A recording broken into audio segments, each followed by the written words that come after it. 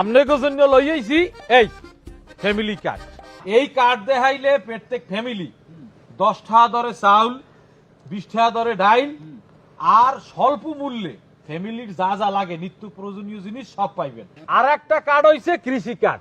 এই যে কৃষি কার্ড, যারা কৃষি কাজ করে খেতে খামারে, যারা আমাকে ভোট দেবে হেরা পাইবে এই কৃষি কার্ড।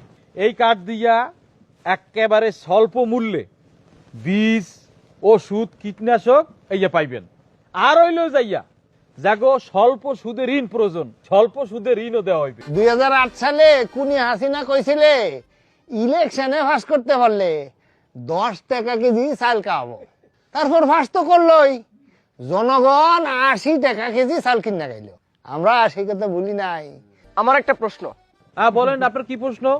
এই 30 লাখ কার্ড কি আপনাদের দলের পক্ষ থেকে দেওয়া হবে নাকি সরকারের পক্ষ থেকে দেওয়া হবে? আরে আমাদের সুবিধাবাদী দলের পক্ষ থেকে দেওয়া হবে। হ্যাঁ। আপনার পেশা কি? আরে আমাদের পেশা মানে আমরা রাজনীতি করি। রাজনীতি কি কোনো পেশা হতে পারে? আপনাদের আয়ের উৎস কি? হই হই মিয়া, আমাকে কি তোমার চাঁদাবাজ মনে হয়? আমরা কি চাঁদাবাজি করি? হই, কি বলতে চাও তুমি? হ্যাঁ, না না, আমি সেটা বোঝাইনি।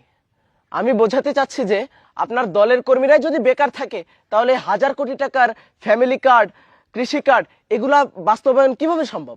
এই কার্ড আমাগো সুবিধাবাদী দল থেকে দেওয়া হইবে না।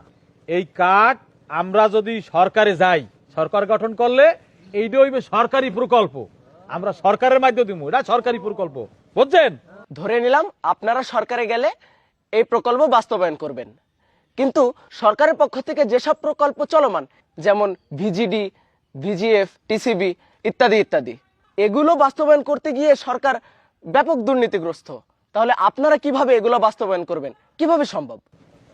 তুমি কোন দল করো? আমি কোনো দল করি না, আমি সাধারণ ভোটার। হই, তুমি কোনো দল করো না? না, তোমার আমি ভালো করে চিনছি। হ্যাঁ, তুমি আজ এখানে এসে পেছ লাগাইতে, গ্যাঞ্জাম লাগাইতে না? কেন বাজান গ্যাঞ্জাম করবো কে? ও তো ঠিকঠাক মতোই প্রশ্ন করছে। তাহলে উত্তর দাও। হ্যাঁ, উত্তর দেন। উত্তর দাও। হই মিয়া, উত্তর দিতে আমরা বাধ্য না। কেন কেন আপনার এত উত্তর দেওয়ার জন্য আমরা বাধ্য না।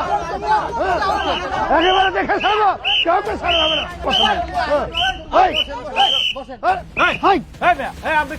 আমি রেফারি সেন্টু শরীফ। ফুটবল খেলার মাঠে আমি কোনো ফাউল সহ্য করি না।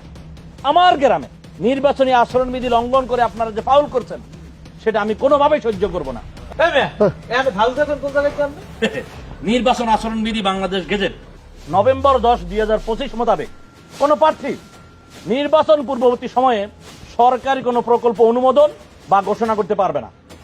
আপনারা সেই আচরণবিধি লঙ্ঘন করে সরকারি প্রকল্পের নামে এই যে জনগণকে ভুয়া প্রলোভন দেখিয়ে এই যে ভুয়া ফ্যামিলি কার্ড, ভুয়া কৃষক কার্ড ঘোষণা দিয়েছেন, এই ঘোষণা দিয়ে যে ফাউল করছেন, এই জন্য জনগণের পক্ষ থেকে আপনাদেরকে দেখালাম এই লাল কার্ড।